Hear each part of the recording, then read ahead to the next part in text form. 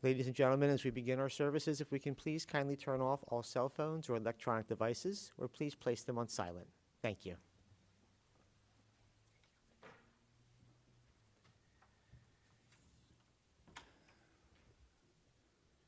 Yay, day, day, day, day. Yay, day, day, day, day. Yay, day, day, day, day, day, day. Yay, day, day, day, day. Yay, day, day, day, day. Yay, day, day, day, day. Yay, day, day, day, day, day, day. Yay, day, day, day, day. Bruchim habayim, welcome. Bruchim, blessings, invitations to holiness, to warmth, to connection. Habayim, to all who come today. I'm Rabbi Nathan Kamisar. Bruchim habayim to the levaya, the funeral service of Saul Feinberg. The Hebrew word for funeral is levaya, which means accompaniment, companionship. We provide that companionship today in two important respects. First, to the mourners, to Saul's children, Ron and Robin, Michelle, Tom, to his grandchildren, Jenny, Jacqueline and Jason, Kyle, Michael and Elise, Rebecca, Rachel and Chase, his great-grandson Elias, and to his beloved wife Esther. We're here to provide levaya, companionship to them, as they provide it to one another, as they continue on their journeys of grief beyond wherever it takes them. By showing up today at the levaya, at the expression of companionship, we're communicating our love for them, our support for them, our companionship of them.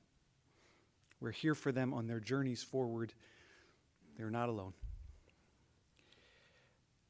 The second form of levaya, of companionship, of accompaniment, is companionship of Saul. We accompany Saul as he prepares for his final resting place here on earth. Levaya, companionship. This is the mitzvah, the sacred act of the Jewish funeral. In Jewish tradition, that companionship is expressed in part through Tehillim, the Psalms, expressions of yearning, of searching, as our ancestors have done in each generation, as human beings have done in each generation, yearning, searching for comfort, for light in the midst of darkness, for hope in the midst of heartache, often finding it, a particular note, a particular key, a particular phrase, ringing true for us, reverberating in our souls, helping us sense this hope, this light, even in the midst of loss. Along with psalms, we'll weave together memories, reflections of Saul from those who knew him best, his children, grandchildren, students. We'll weave together psalm and memory, before closing with El Maleh Rachamim, our plea to the source of all compassion, that Saul's soul experience eternal peace.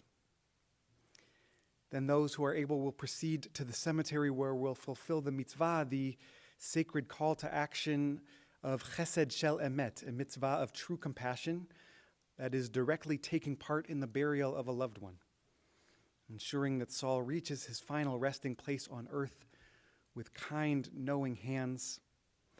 A painful act to bury a loved one, however, one born of love and compassion for those who have meant so much to us. We'll then have Shiva services tonight at the home of Ron and Robin, accompanying the mourners in their homes, continuing this process of levaya, companionship. Our Levaya service begins with Psalm 23, Mizmor le David, Adonai ro'i lo echsar, a psalm of David. Adonai is my shepherd, I shall not want. Mizmor le David, Adonai ro'i lo echsar, Bihino deshe yarbitzeni, al mei menuchot yenahaleni.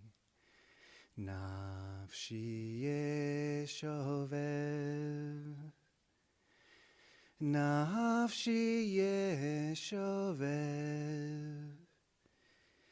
yancheni v'magle tzedek leman shemo. Gam ki elech begeit almavet, lo irara,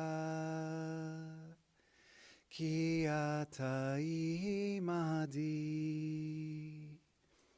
shivtecha, umishantecha, shivtecha, umishantecha, hema yenachamuni, taroch lefanai shulchan, taroch lefanai shulchan, taroch lefanai shulchan, neged sorerai, dishanta vashemen roshi, dishanta vashemen roshi, dishanta vashemen roshi, kosi revaya.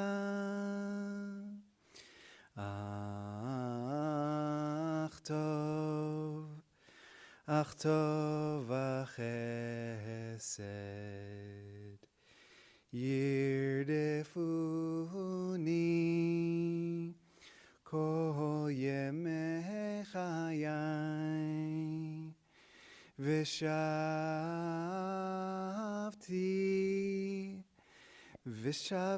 beveit Adonai, v'shavti beveit Adonai leorech yamim.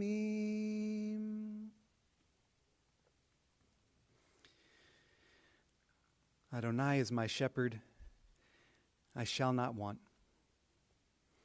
God makes me lie down in green pastures, leads me beside still waters, and restores my soul. You lead me down right paths for the sake of your name. Even when I walk in the valley of the shadow of death, I shall fear no pain, for you are with me.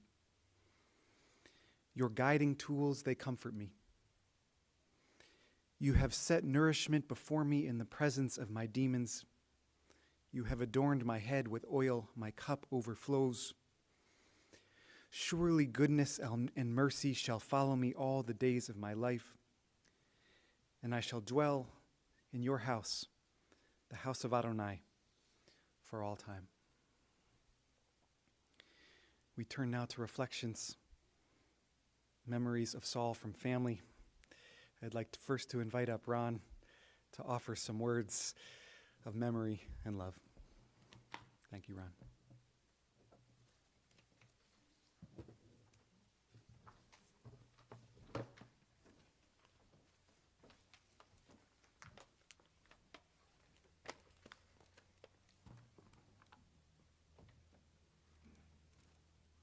Thank you, everybody, for sharing this time with us. I think my father would both smile and feel honored to have his life remembered as a beautiful symphony, adorned with passages of surprise accents, unusual harmonies, and perhaps even a few oboe solos. I'd imagine that within this symphonic tribute to Dad would be the expression of everything that was important to him. His family, in particular, his 7 grandchildren that he loved to dote over, his long and satisfying career as a musician and music educator, his humor, and his highly analytical and creative mind. So in this grand symphonic tribute to Dad, the first movement could well be named Allegretto Espressivo, reflecting what we were told and remembered about Dad's early life and how he developed his passion at a young age for music and the arts. Dad and his twin brother Herb were born on April 26, 1932, into a working-class Jewish family in South Philly, and later relocated to the Northeast Oxford Circle area. Dad said he wasn't too inclined to attend Hebrew school, sorry, Rabbi, when he was growing up, and much preferred to spend hours at the piano, both self-teaching and composing.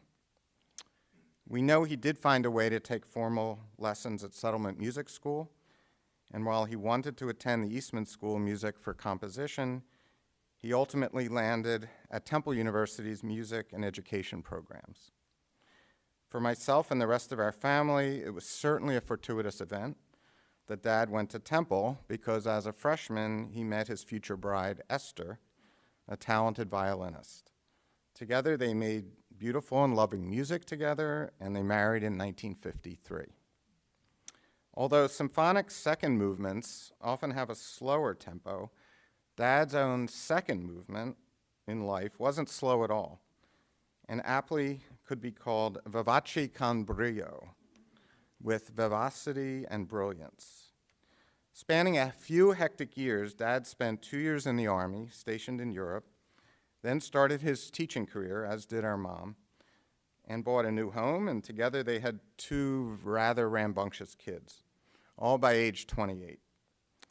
As a young and inspiring music teacher at Lincoln High School, he took on the unique challenge of teaching classical music appreciation to a bunch of 8th and 9th graders who were usually more drawn to rock and roll in the 1960s.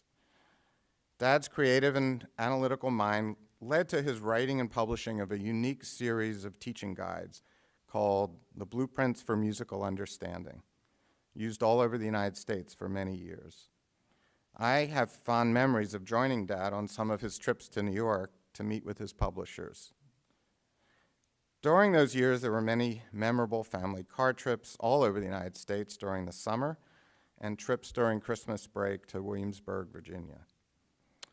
Dad's full-of-life second movement culminates in an intense and thematic climax with his successful completion of a doctoral degree in musical arts at Temple in 1973. This happened following many years of evening and weekend graduate coursework and the writing of a landmark dissertation on the human creative process. All of this was done while, amazingly, he was maintaining his full-time teaching position. I believe my sister and I were quite positively influenced by our dad's incredibly productive and unique career, and learned from him many of the joys of music appreciation and performance. As kids, however, we often weren't so keen on practicing our musical instruments, and our parents did not particularly encourage us to seek a career in music or the arts. We were widely influenced by Dad's organizational and analytical skills. 2 of his favorite expressions were, if you want to get something done, ask a busy person. And my personal favorite, system is comfort.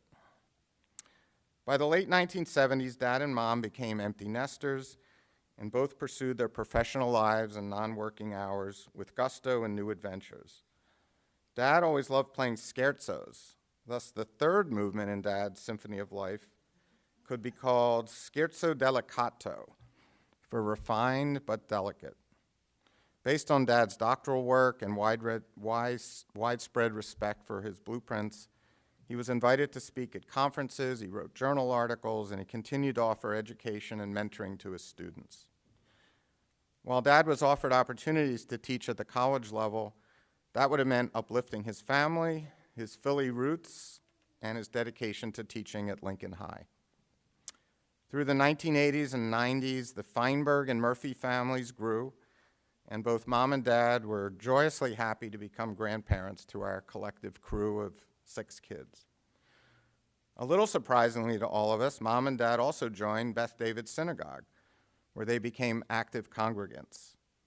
I note that because when my sister and I were growing up, music and education were considered more to be the family religion, and we were not members of a synagogue. Dad's third movement has a grand conclusion when my parents decided to retire from teaching in the Philadelphia Public Schools in 1993. However, Dad continued to be active for a few years, teaching courses at Temple Ambler and working with several regional music groups. The fourth and final movement of Dad's life, Andante Mesto, is considered deliberate and pensive, with gradually more difficult challenges developing for Mom and Dad. However, upon moving to the Shannondale Independent Living Community in 2013, our parents embraced all the cultural and social opportunities at the center and met many new friends. It started to become obvious about 15 years ago that Dad's brilliant mind was showing signs of worsening memory, likely due to early Alzheimer's disease. Nevertheless, the talented part of his brain that allowed him to exhibit amazing skills playing the piano were left completely intact for many years. Dad and Mom were indeed the life of the party for the first 7 years they lived at Shannondale, performing frequent concerts together almost until 2020, when the ravages of the COVID pandemic started. August 2023 marked the 70th anniversary of Mom and Dad's marriage. Mom was aware of the date, but we know Dad was not. Dad was also sadly unaware that he had a wonderful great-grandson, Elias, who is now 3.5. The past few years have not been kind to Dad or Mom, although they shared a hallway at Shannondale with their respective rooms across from one another at the facility. Our mom was very sad to learn of Dad's passing, and we hope that she will hold on to the many great memories they both shared for so many years. The cadenza to Dad's wonderful life symphony could best be expressed in his own words, from something he had written a few years ago. He wrote, "Perhaps the most fulfilling rewards from a career in music education have come from the enjoyable mail and email I receive from former students. They often express how much their past music learning experiences affected their present enjoyment and appreciation of music. And more importantly, that they hope that their own children could benefit from such important opportunities. What else could a retired music educator ask for?" he concluded. While we'll greatly miss you, Dad, we'll always remember the wonderful and fulfilling long life you led, the inspiration and guidance you provided to your family and so many other people, and the love we all mutually shared for family, friends, and worldly pursuits. Thank you.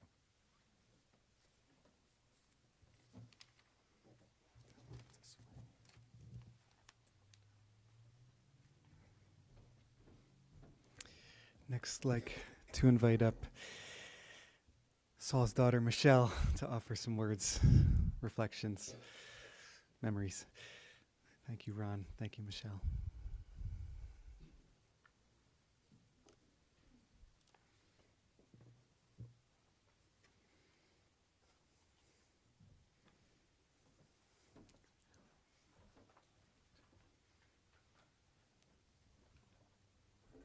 It must be the shortest. Good morning.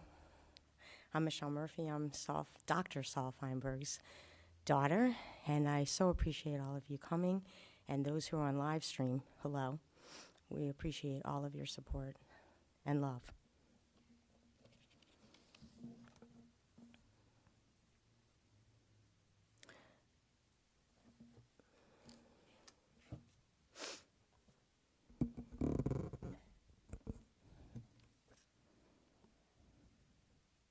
Around the time that my dad, who was awarded his doctorate,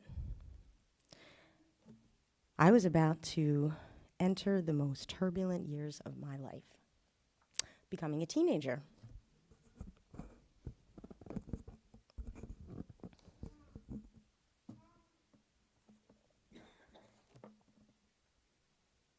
Most teens dreaded spending time with their parents. Yet, I was heading to high school with my dad in the same place where he was a teacher.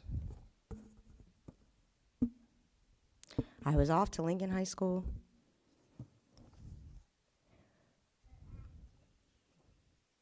For better or worse. Attending high school where my father taught was a unique situation that none of my peers could ever experience. It must have been a pivotal time for me in my life because of the specialness of my dad and how he influenced me.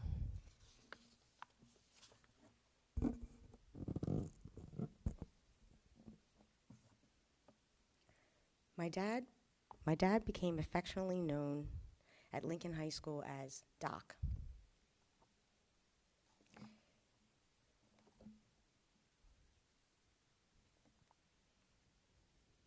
He was literally a rock star,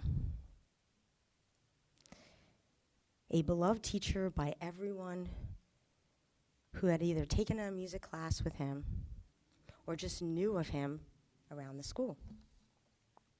Whether it was a serious music major who took a class with him,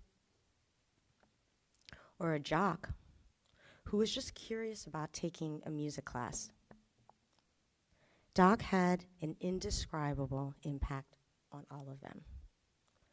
I had the unique opportunity to experience firsthand who my dad was and who he exposed to the many gifts and his talents.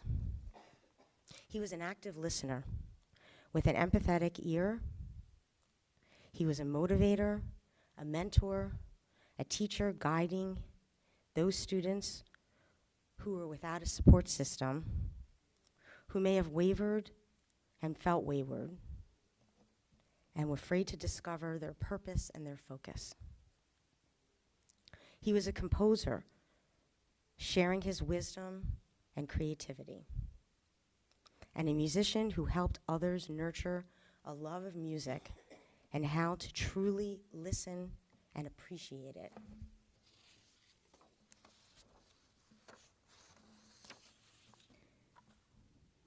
Doc was there. He was just there for those who really needed him. He was there for those who needed exposure and experience to care about others. He was always available to give his time and help a student develop their interests and dreams, preferably in the correct key. It didn't matter if they were a music major or someone who thought they might have a love of music that was to be developed.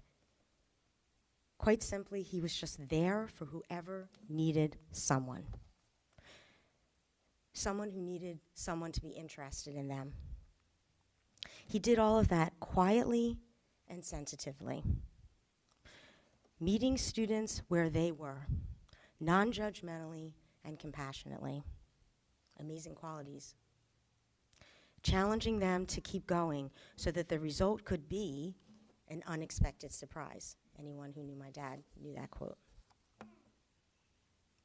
It's true.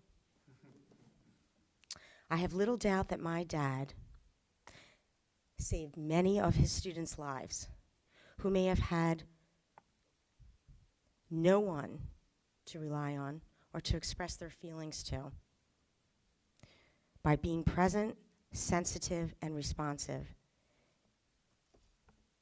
in their very fragile adolescent needs.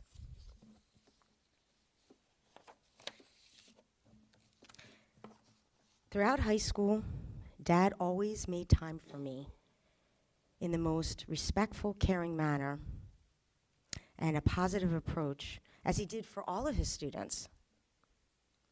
I was a teenager, after all, with lots of insecurities and emotional fluctuations. Oh, yes. Whether it was during the drive to school or eating lunch together in the classroom, it was fun to be able to sneak over and see my dad. It was kind of neat, not something most teenagers get to do with their dad and want to.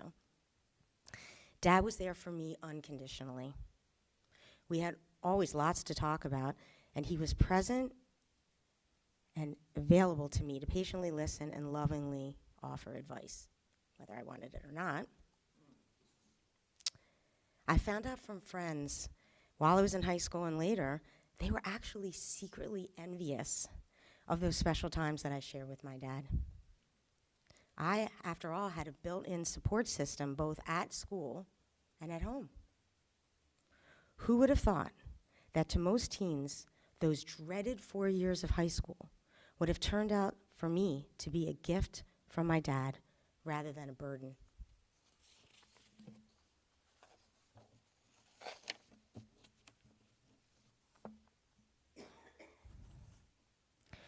I could see and feel my dad's positive influence on countless students.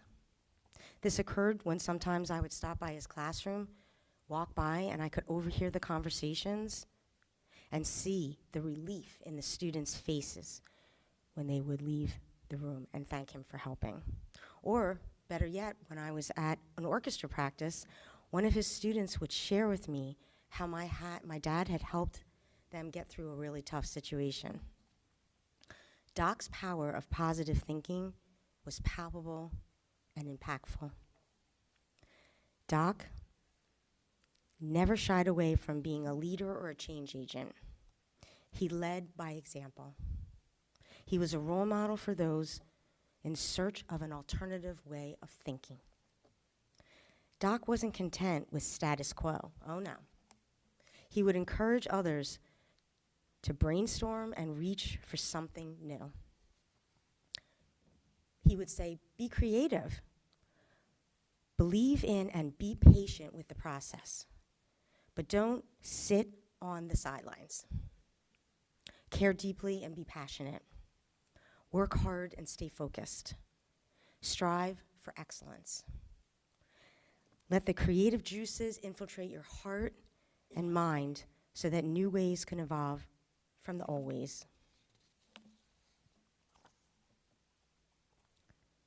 These were the numerous life lessons that I learned from my dad then and still constantly try to embrace and incorporate into my daily life today. You must be asking, gosh, she hasn't been in high school in a long time. Why share this story?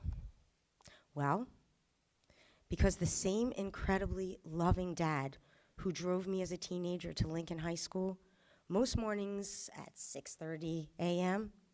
on our way to choir practice. By the way, he was my fearless choir director for a couple of years.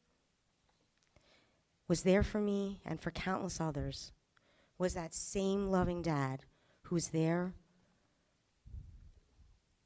for me during my college years and beyond when I was all grown up with 3 kids of my own. He was kind, patient, sincere, loving, non-judgmental, creative, attentive, and best of all, funny. Humor often had a seat in Dad's classroom and at our family table. Since my teenage years, I have tried to be more like my dad as Doc, as much as possible, incorporating all that I learned from him and was influenced by him. Throughout high school, when I first experienced his incredibly caring, empowering approach with his students. My dad always said the fact that music was invisible was what made its impact transformative. His quiet, persistent impact and influence on me and countless others was just as invisible and just as transformative.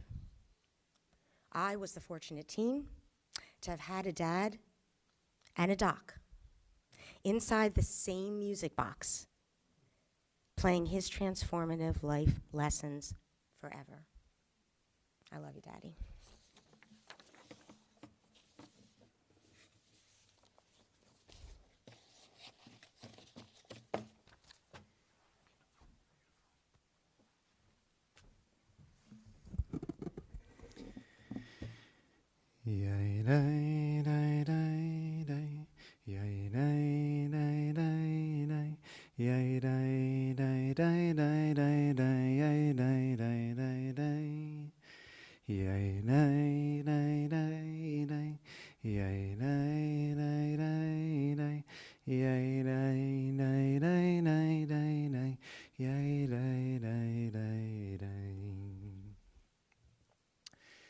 Continuing our reflections, our memories, on behalf of some of the grandchildren, the Feinberg grandchildren, Jenny is going to come up to share some memories and reflections.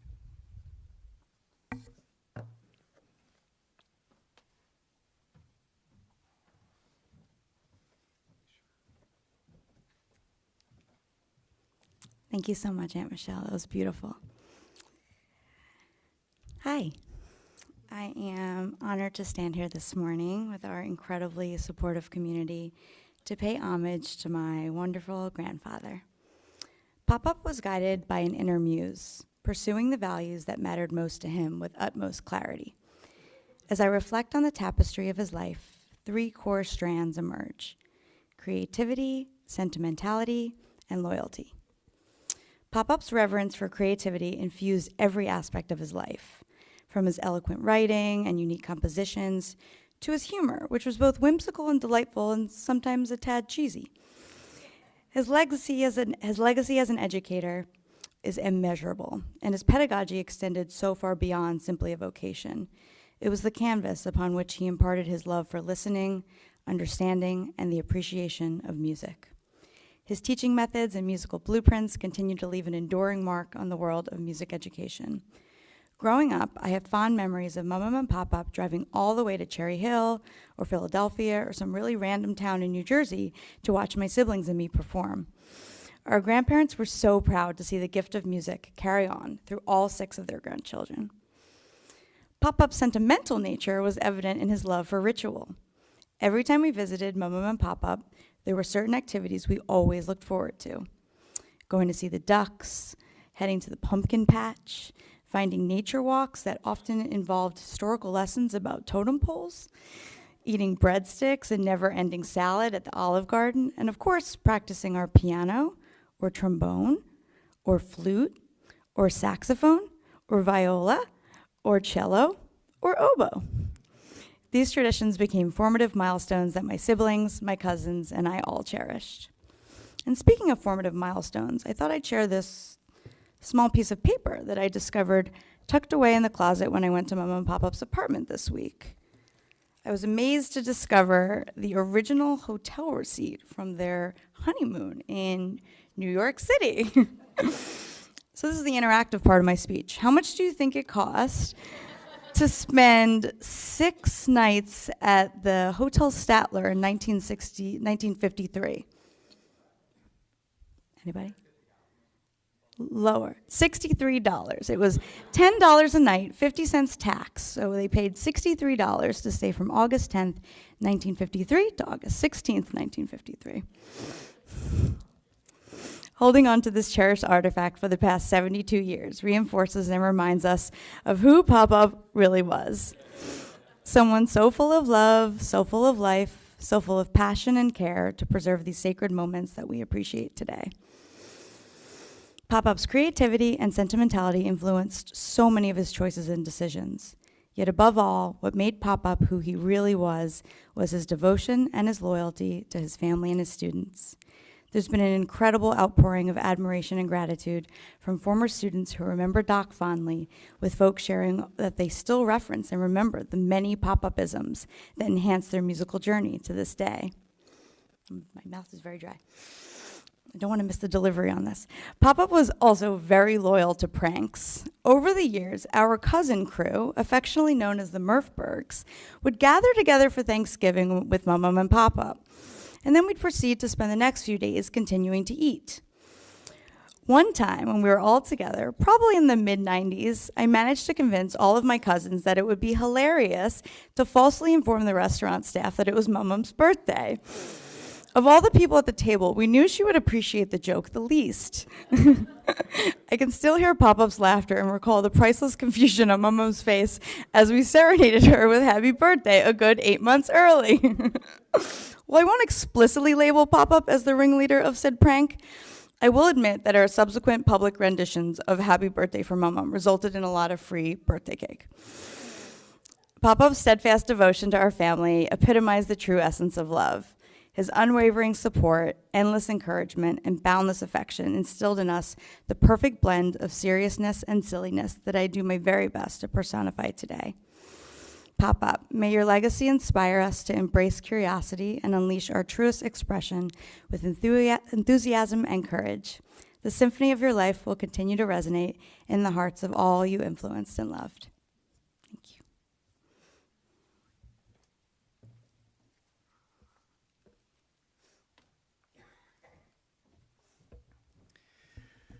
Thank you, Jenny. We'll continue with the grandchildren. Kyle and Rebecca, I invite you up to offer some words of reflection and memory.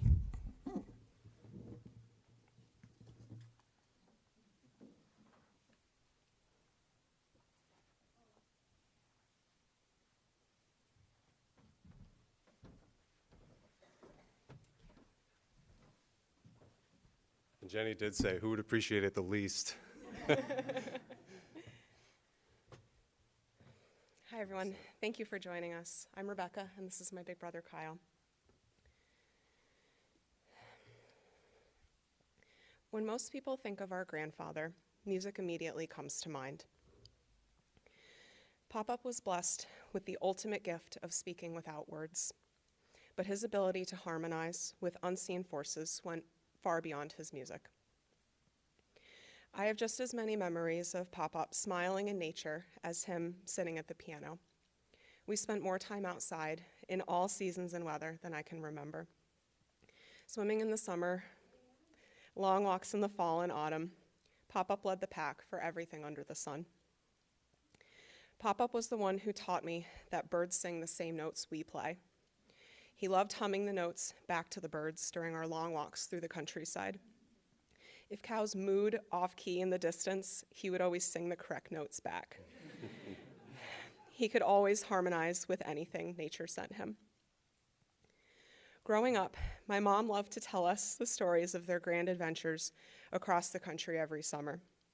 Pop-Up would carefully map out each day to maximize time at all national parks. They explored lands most people only dream of, all from modest teacher salaries. They were the ultimate role models for investing in meaningful experiences. By the time my siblings and I came into the picture, Mama and Pop-Up had graduated to big trips across the pond. They taught us about the grand opera houses in Prague and Vienna, the castles of Germany, the rolling hills of the UK, and the glory of ancient Greece and Italy. But my personal favorites were their stories about the Alps. Pop-Up's eyes lit up whenever he spoke about Salzburg, the small city in Austria where Mozart grew up. He and Mum loved being surrounded by the mountains that inspired the best classical music of all time. This was also the home of the Von Trapp family and filming location of The Sound of Music. As a family of proud Jewish musicians, this musical represented everything to us. My grandparents' adoration of this Baroque town in the Alps inspired me to study abroad there. I fell in love with every detail he said I would. Before I left, he told me, the hills really are alive with the sound of music. I've carried that simple statement with me across thousands of miles in the hills, and it's always true because of him. Most people who knew Saul would say he gave them ears, but Pop-Up also gave me eyes. He taught me how to look at the world with a glad and sincere heart. He taught me to look for reasons to spread joy, and above all, he taught me to look for harmony. Pop-Up and Mom have given us enormous love, encouragement, and worldliness. Each of their children and grandchildren all have unique passions, all of which have been greatly inspired by Pop-Up's creative spirit. Pop-Up has helped me to find great fulfillment in studying architecture, as architecture and music express many of the same things. Pop-Up would often speak of effective surprise in music, or the idea of leading the listener to something predictable, but then surprising them with something unexpected, yet even more satisfying. This is always on my mind, no matter what scale of building or design is in the works. I was never able to show Pop-Up our buildings in person, but this started over the many years he would sit with me at the piano. He shared extraordinary ideas and interpretations, usually from his old pals like Rachmaninoff, Mahler, Shostakovich, and Mozart, but also the Beatles. He taught me how to listen, anticipate, and understand what truly makes a great composition. I would try, usually badly, to follow his playing. He would scold me for playing in the wrong key, and then Mom would scold him, thinking my bad playing came from him. Pop-Up had immeasurable passion for teaching, but he never took himself too seriously. In fact, he had a unique gift for lightening up any situation. And I should say my Pop-Up-isms are not as good as Jenny's, but these are the best ones I could come up with. Some of our favorites are when he would wait until everyone was seated at the Thanksgiving table and already into their meals. And then he would stand up at the head of the table and announce, "You may all begin eating now." If you offered a service to Pop-Up, like holding a door, you would be tipped with a cough drop or something of similar value. We used to prank call Mom and Pop-Up, pretending to be anyone from Bach to Thomas Jefferson, and he would always play along, telling us he was expecting a call from his old friend, albeit a few centuries late. Each of our lives have been enriched beyond words by Pop-Up. We are grateful for his unconditional love and support, and his creativity lives in each of us. We love you, Pop-Up. Thank you.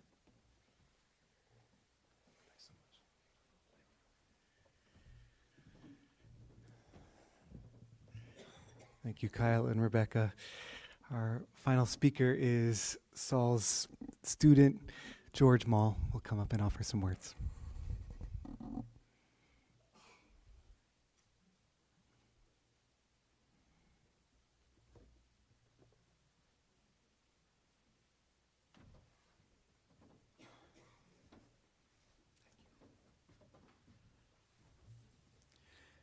If we are really lucky in our lives, we get to meet someone who has the ability to totally change our lives.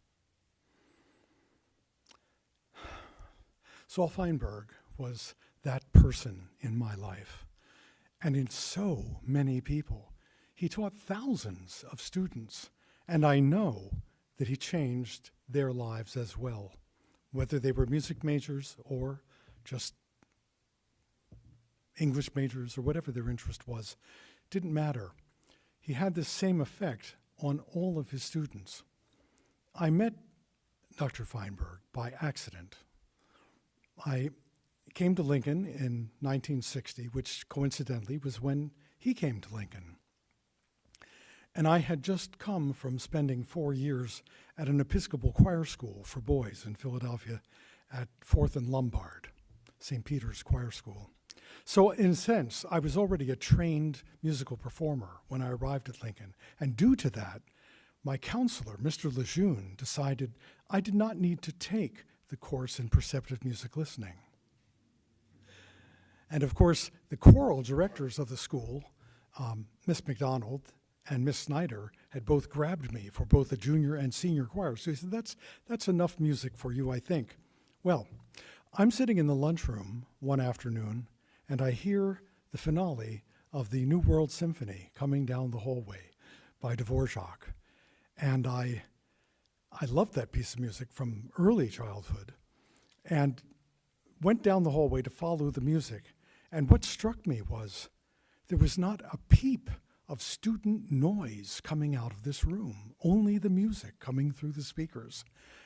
And I lived in a neighborhood, our neighborhood in Northeast Philly was also working class, a lot of us, and most of the kids in the neighborhood did not like classical music. And I thought, what kind of magician is before these students, or maybe he's bound and gagged them. Because all that one heard was this wonderful music. So I sat down on the floor outside the room. And in a gesture very typical of Saul, he happened to come out of the room and saw me sitting on the floor by the classroom. And he said, "Wouldn't you be more comfortable in a chair? Why don't you come in and sit down?" And so that began my journey with Saul. I audited his classes during my lunch periods for the 5 years I was at Lincoln High School, whenever I could do that. And it was like a sponge meeting an incredible source of energy, knowledge. I just could not get enough of what he had to say about the listening process and how to enjoy music. And so I wanted to be a musician, I knew that, and I did go to music school and was a viola performance major. And while living in Louisville, Kentucky, I was playing in the orchestra, and no one there at that time earned enough money from playing in the Louisville Orchestra to feed themselves. Everyone had a second job. All the principal players of the orchestra were the faculty members at the music school, and everyone else in the orchestra were, either teaching in public schools. My stand partner worked at the newspaper. And so, anyway, when I got out of graduate school, I needed a job. And so someone asked me if I would begin teaching music at a private school. Now, I had taken one class in Orff and Kodai methodology. That was all. And I thought, there's only one thing for me to do, George. Call Saul. Yeah, right. And so I did, and I said, "Listen, I'd like to come up and visit my dad this summer before I start this teaching job and just spend every day with you talking about," because I knew that I wanted to do to these kids what he had done to us, to all of us. And so he first said, "Well, write to University Microfilms in Michigan and get a copy of my thesis and read it."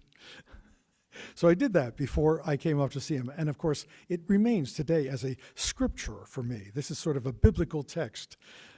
The doctoral dissertation of Dr. Saul Feinberg is just an incredible thing. And I still make reference to it. In any event, it helped.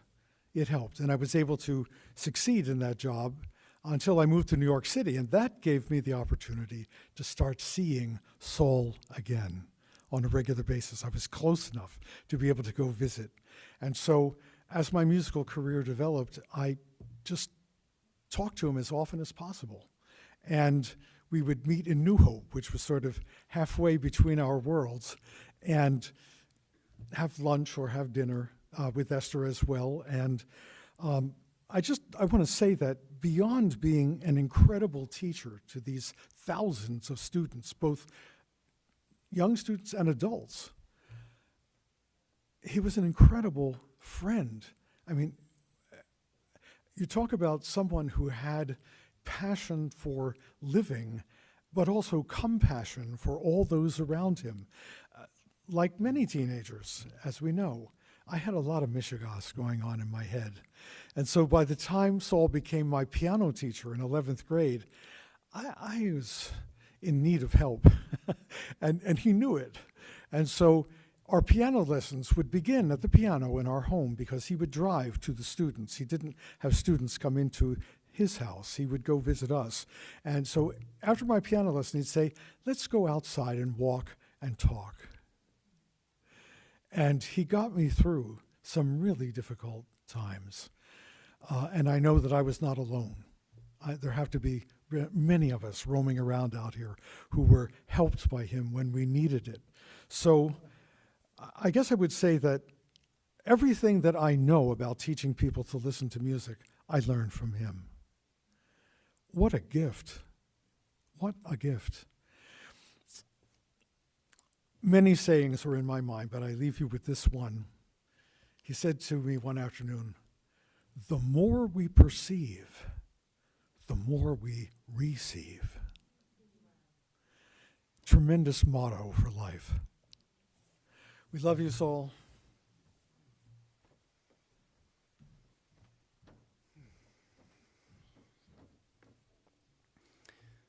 Thank you, George.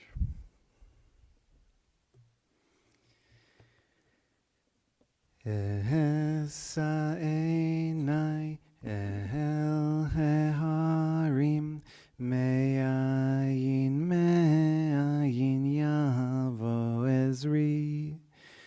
Esa einai el heharim me'ayin yavo ezri. Ezri me'yim Adonai ose shamayim va'aretz.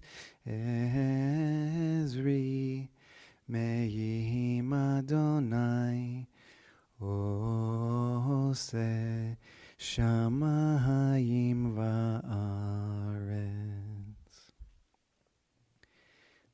I lift my eyes to the mountains. From where does my help come? My help comes with Adonai, maker of the heavens and the earth. I had the honor of listening to memories and reflections by a couple generations of Dr. Feinberg's family earlier this week. And my impression from those reflections and from what we've heard here today is that Dr. Feinberg, Saul, was a person whom I would call deeply spiritual. Not everyone is comfortable with nor clear about what that word means, and perhaps there is no singular agreed upon definition, so I'll share one. To be spiritual is to have an affinity for and to cultivate a relationship to that which is unseen, maybe unheard, maybe unknowable, and yet which imbues all of life in a manner that we can profoundly experience. What he referred to as an affective surprise, something that affects us, that makes us feel without our being able to articulate how or why. I call that thing God, but you needn't call it God for us to be talking about something similar. As a younger man, Dr. Feinberg would take his kids on drives, listen to music, be in nature, take pictures, cultivating a relationship of awe to the world. His soul vibrating with the rhythms of the universe. The magic of music, Dr. Feinberg said in a video I was privileged to see, reflects the magic of something not seen. I still feel to the present day, he said, the importance of music that has a message, but not necessarily a verbal message. If we would but listen, he suggested, opening our hearts to what is within all that we encounter, we can experience something truly profound. That was his life's work, in a sense, teaching the sacred art of listening, of opening ourselves up. In one of his articles, that's what he wrote. He said, the one learning experience that best reflects the significant changes that have occurred in music over the past decade, he said, is listening. Whether he knew it or not, Dr. Feinberg was articulating a profoundly Jewish idea. The central call of Jewish tradition is Shema.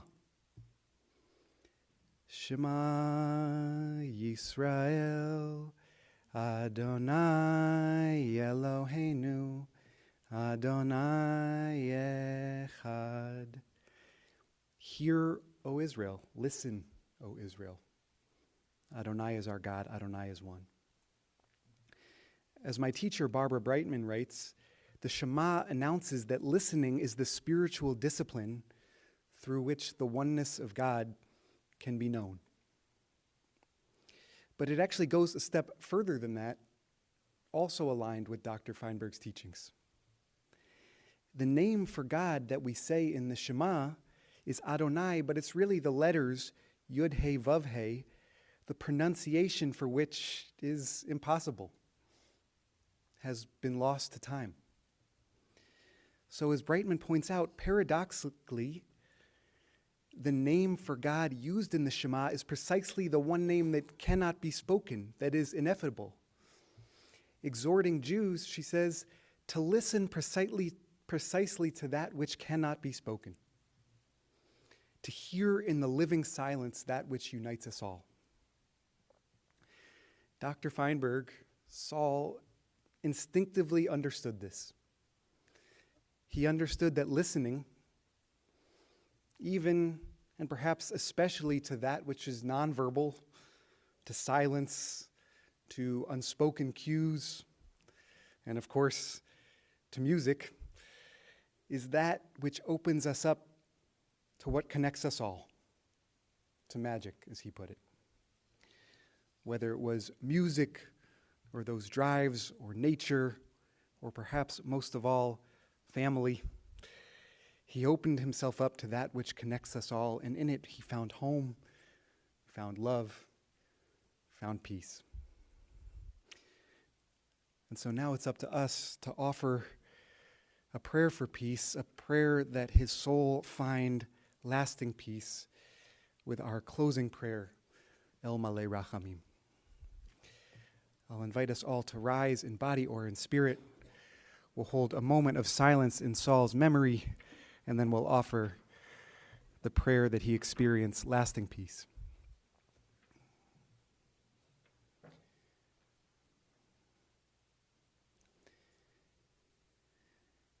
El